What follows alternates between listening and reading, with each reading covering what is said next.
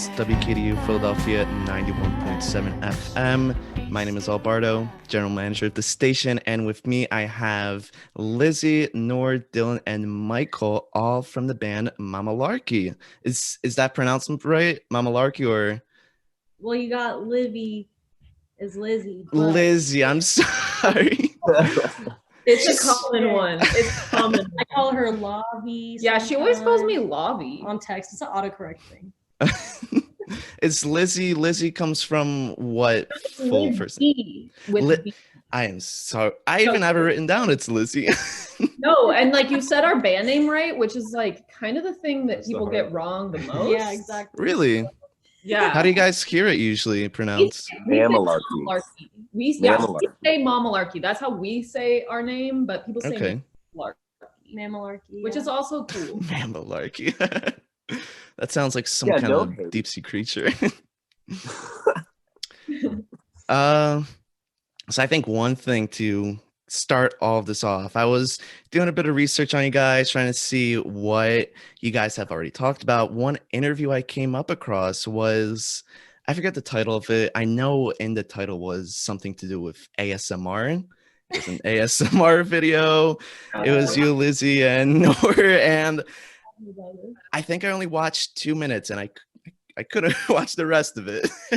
We are here to make cringe content. Exactly. That is our purpose on earth. I can't watch it either. I get sweaty when I try to watch that video. It was funny. It was really fun to do because they let us like bring a bunch of props and we just brought some like really goofy things. But y'all did a really good job. Y'all handled that superbly.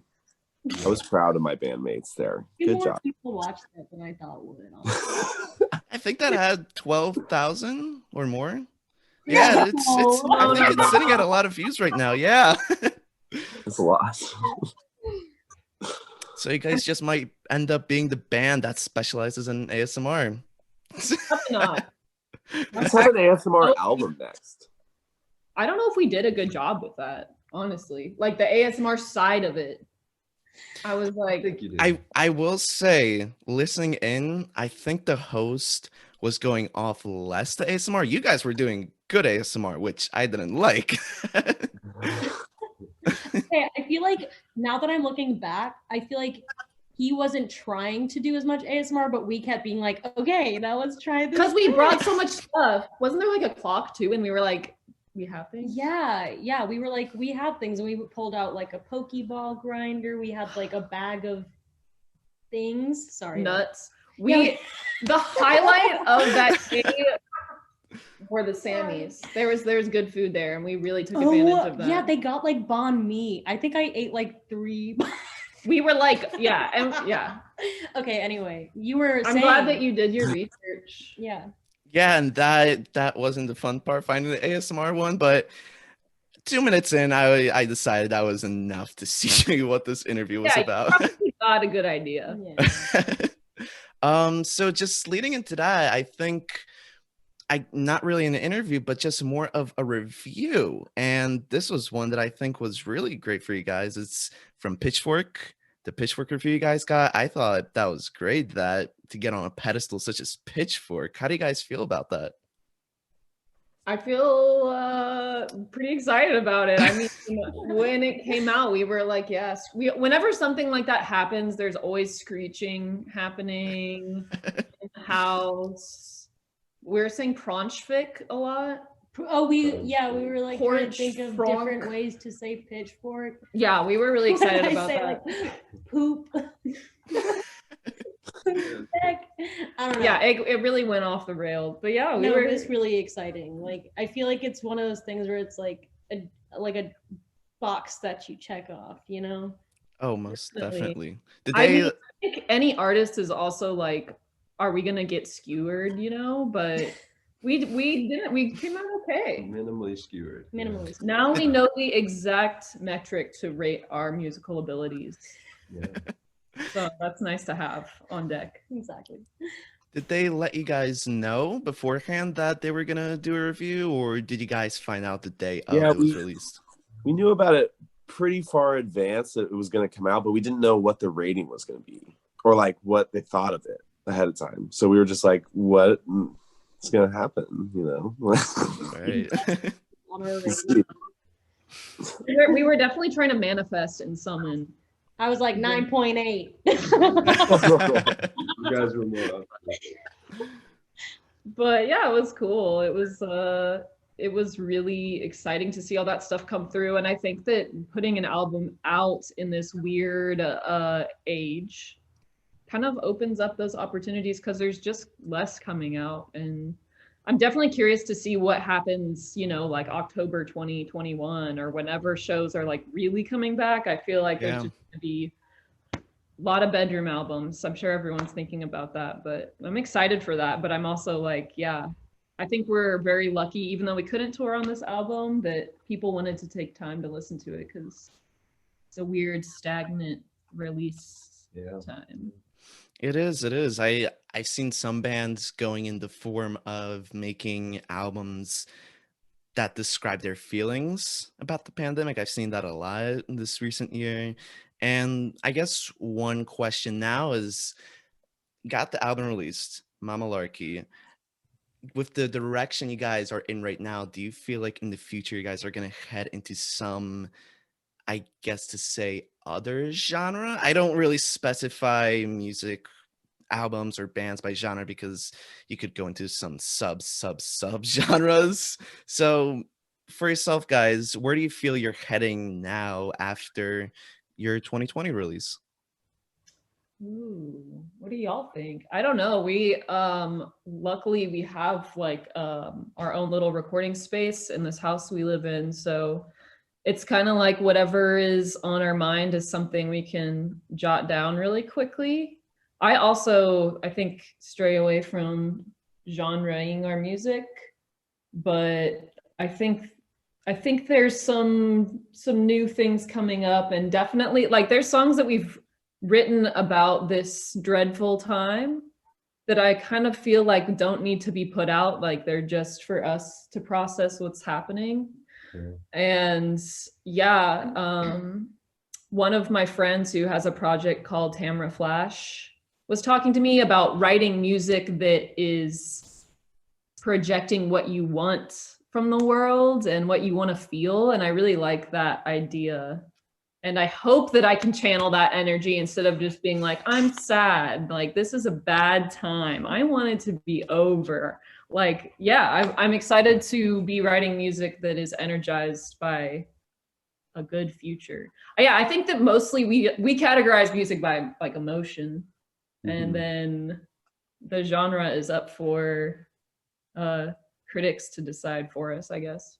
Okay. Would you say if you guys were to categorize your past album, the new one, how would you say it falls under a certain category of emotion, if you will?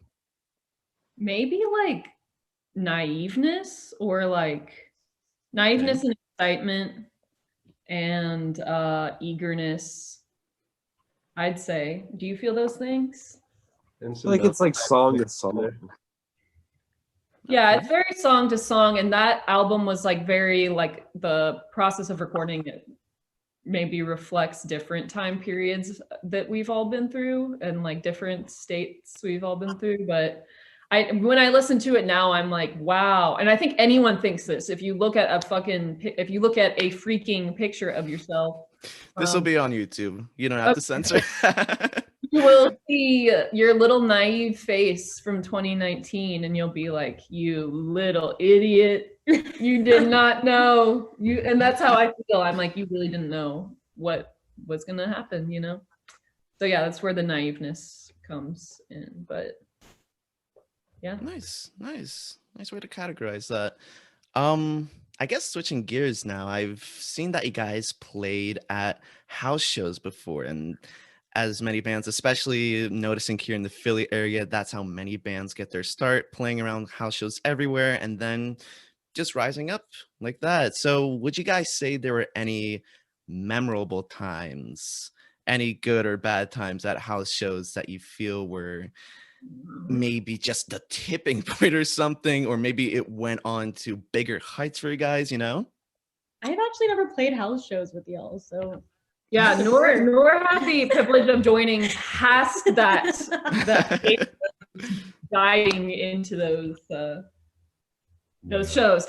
I don't know. There's there's a thriving house show scene in Austin where me, Dylan, and Michael started playing music together, and there is just it's somewhat of a blur because at a point we were probably playing 1 or 2 shows per weekend just at parties and just trying to write new material. I always remember this one show at 21st Street.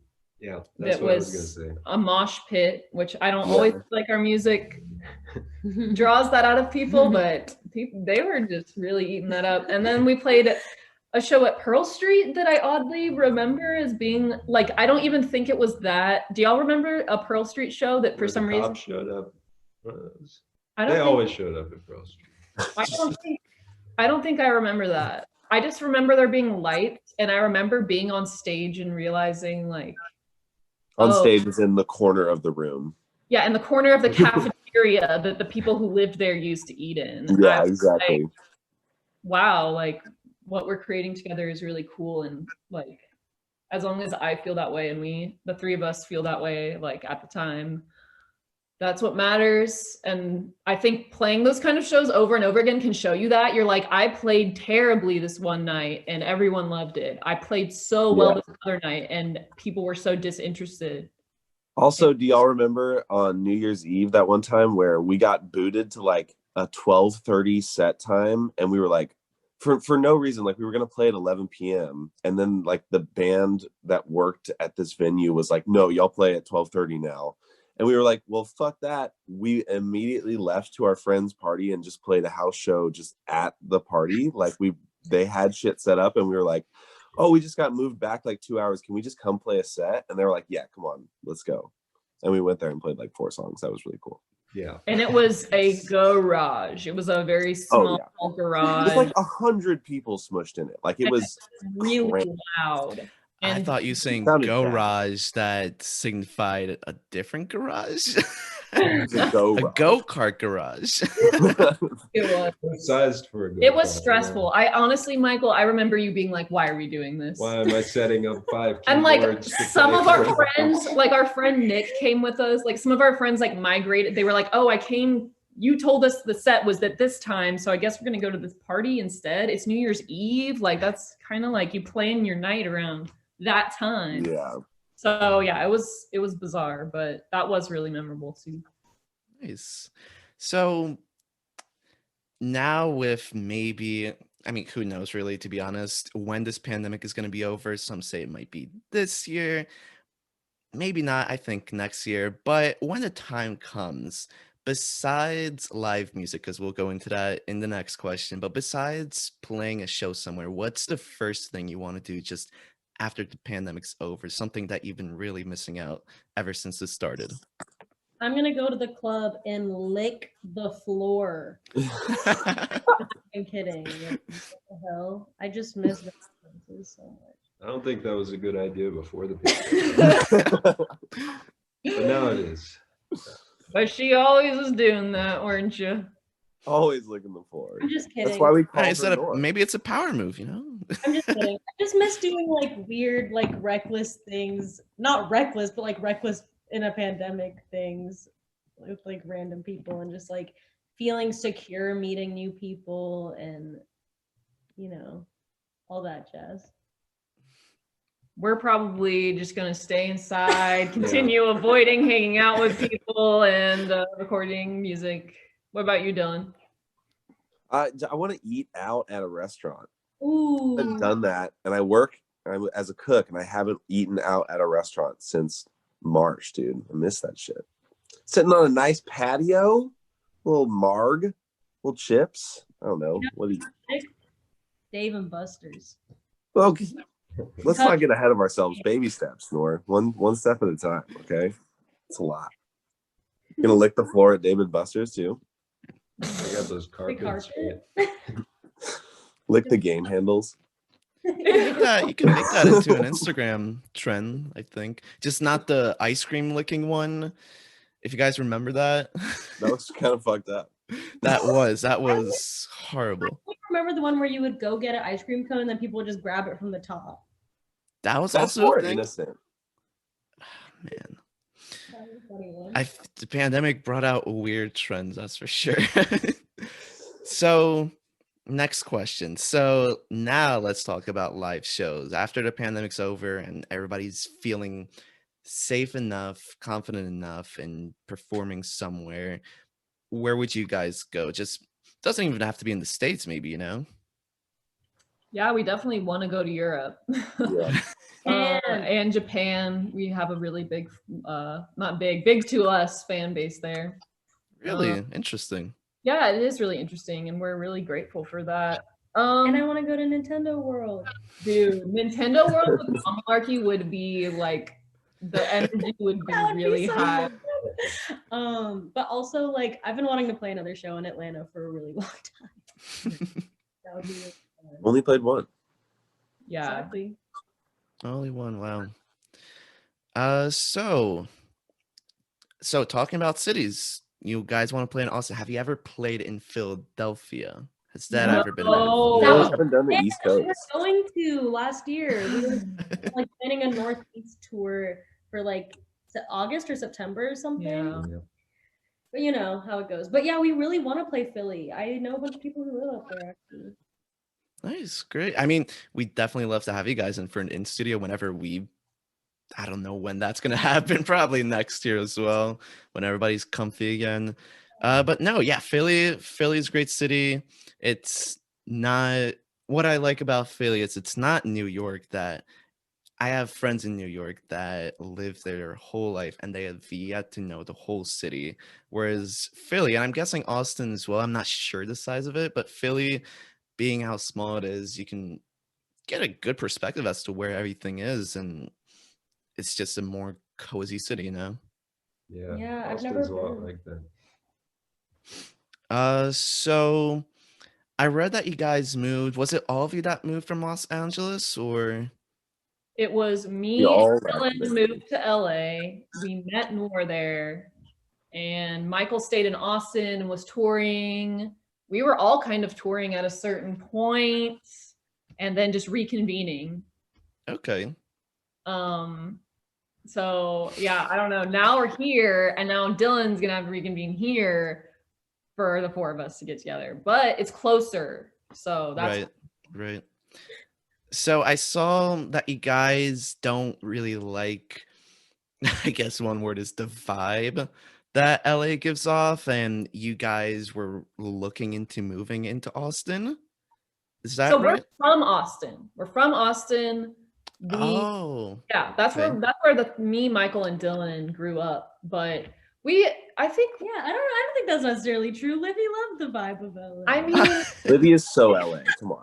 anyone who has lived in LA has this struggle where it's That's like this place is really toxic in some ways It is and really toxic. fake in some ways, But but it's really fun. There's something it's there. extremely fun. And if Yeah. you have little stars in your eyes, someone's gonna see it and you're gonna do some fun stuff. That's how I view it. But yeah, it is a weird place. Like crazy shit happens in LA, you know? Like Oh, you'll I just would like imagine.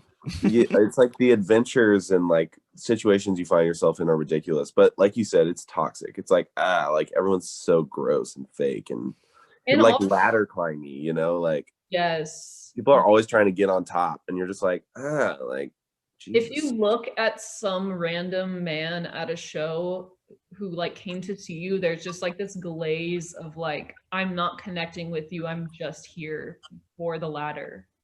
You feel that way, Dylan? And so- for the ladder, for Yeah. the climbing ladder. Yes. Yeah.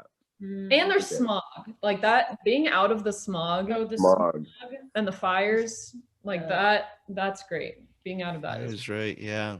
But I do miss I've the parts of LA. me too. A lot. I've been to LA. I've only been to California maybe twice flying over. Maybe I just didn't notice it, but I don't remember an instance LA being smoggy. I mean, I've always heard it, I've seen the pictures, but being there, maybe it's not something I just noticed. It's like right they from have the like get-go. smoggy days, like how it's like cloudy every now and then. It'll be like completely clear, like for weeks, and then all of a sudden it'll be like, oh my god, like you feel sick, like you'll literally feel gross. And Really? you can Wow. see it. The best way to like see it is to go to like a higher point, like go to the observatory or like to the top of a mountain or something, and then you'll really be able to see it. And you can tell when it's smog versus clouds. Totally. Okay. Well, got a couple more questions here. One I've seen this already thrown around in a couple different reads, but it's regarding the album design. I've really grown to like that album design. I will say it's what got me to notice you guys first was the album artwork that you guys have, and I feel like it suits the style of the songs really well, giving this carpety feeling on the cover. It looks cozy. It looks just very fuzzy, warm. Like that's the feeling I got off of the album. Is there any way you guys have interpreted the album was meant to be differently, you know? Like the art? Yeah. Yeah, I don't know. We kind of were like tossing around different ideas for a second, and then we found this really cool artist, Hannah Epstein. And we were just like, wow, this has got to be it. Yeah. And we really didn't give her much direction about like the color palette at all, and she just came up with something that was like just so perfect. Yeah, all the She completely killed it. Like, holy crap. I know. Mhm. And yeah, I don't know. I think it's perfect. I agree with you.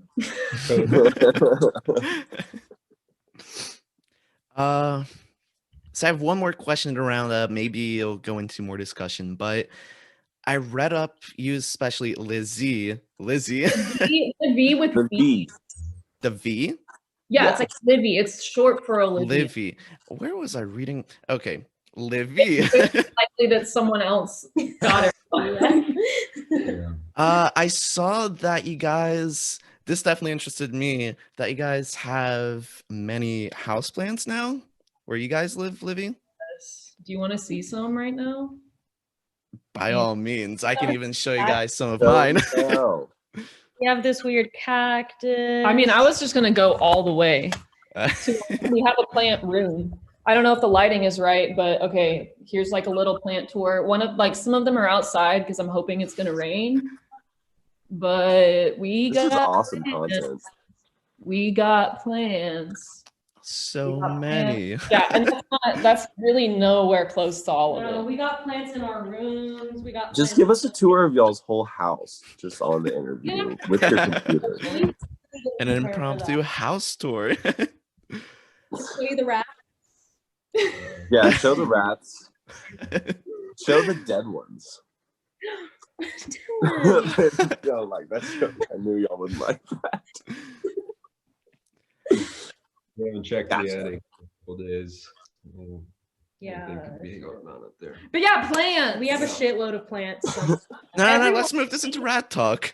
Let's go into rats. I want to go back on the rats. The pandemic brought out, we were ahead of the rug curve. Like, I think that people are into rugs and hand tufting rugs and stuff and We were textiles. trying to change the subject from the The rats. rugs and plants. But yeah, we love plants. We love plants. We did right. I think I've seen the rugs. I have seen the rugs being an uptick in just how people make them and such, and it's really cool how they're made, by the way. And just You should buy rug stocks right now for sure.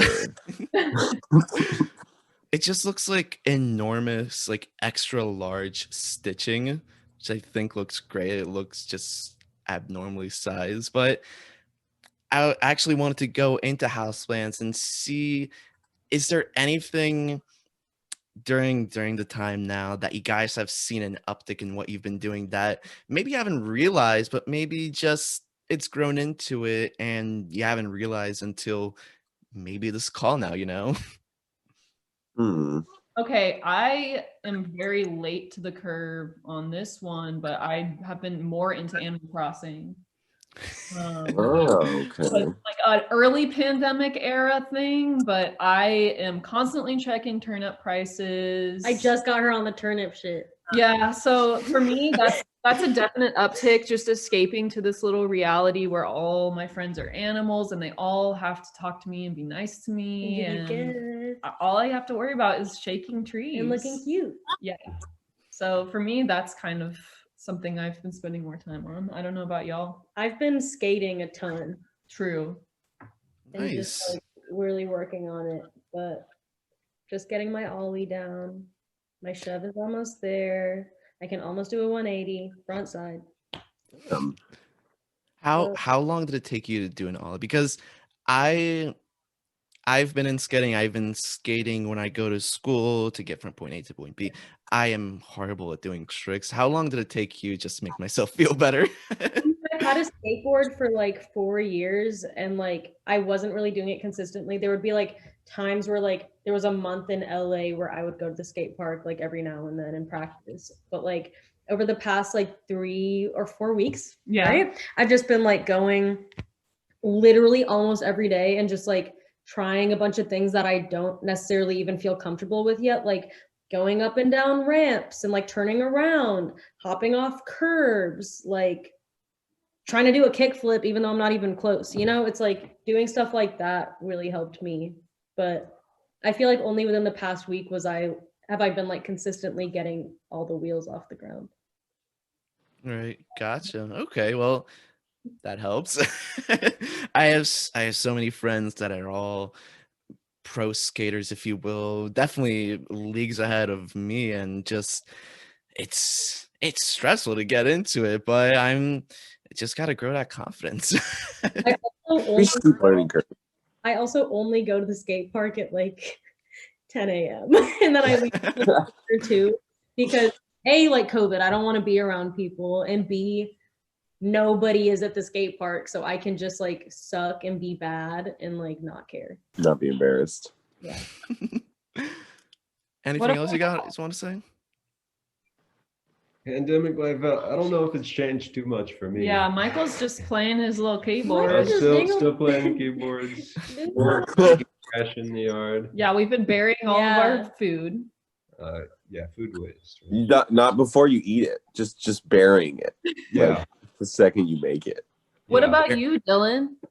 I just started having like full conversations with my iguana, like entire like in-depth dialogues.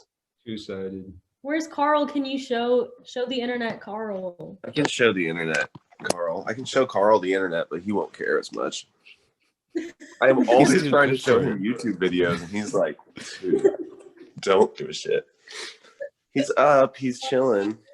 Here. Get him to nod. Get him to nod. I'll get him to nod. Can I do this? Rotate. Hey, Carl. Hey, Whoa. bud. I thought it was gonna be a tiny one. No, he's a very large lizard. Hey, buddy. Oh, wow. You want a nod for me? There you go. Yeah, he's a good boy. He's our mascot. We had a t-shirt of him made. Yeah, we did have a Carl t-shirt. I like to pet him like this and like give him a good old pat. You can really hear it, you know, it's good stuff. Yeah, I think I've touched Carl like once. He scares me so bad. That's very sweet. Trying to capture him. I do have to wash my hand now, so that's a thing, but it's okay. Anyway. So I guess just wrapping up, do you guys have anything else you wanted to throw out there? Any new? I did see you guys are gonna have a live session on Bandcamp. Yeah, it's gonna be sick. Is it the 21st? February 12th. 11th? What? 12th. Yeah, that's really cool. We also have like a little like behind the scenes process of demoing music included at the end of our set. So we're pretty excited about it. Yeah. And yeah, just any kind of live performance. It's pretty big. Exciting. It's a big moment, but like time is just fluid right now, so it's hard to remember. Exactly. But it's like any excuse for us to pick up our little guitars and instruments is Jam. literally Thank Oh, you so much most for having definitely. us on also. Yeah, of Yeah. course. Yeah, it's great to have you guys on here. We're starting this. We Before doing these interviews, we would have so many artists coming in through the station, and we'd have interviews either through the broadcasting system or just play in our prod room. But with all that changed, the new normal, I hate using that. But Yeah. now we're trying to adjust our ways, even though the station itself feels like it's stuck in the 20th century. We're Yeah. adapting, and no, it's great that you guys were able to do this interview for us. Yeah, making the most of it, you know? Yeah, exactly. So Livvy, Noor, Dylan, Michael, thank you all for doing this short little interview for KDU. For all of you watching, I'm gonna throw in some links to their Bandcamp, streaming services and such. So definitely check them out. Mamalarky came out in November, right? Mhm. November. So definitely check it out. I highly recommend it. I've been listening to it a lot. Hell yeah. Thank you. Thank you so Yeah, much. of course.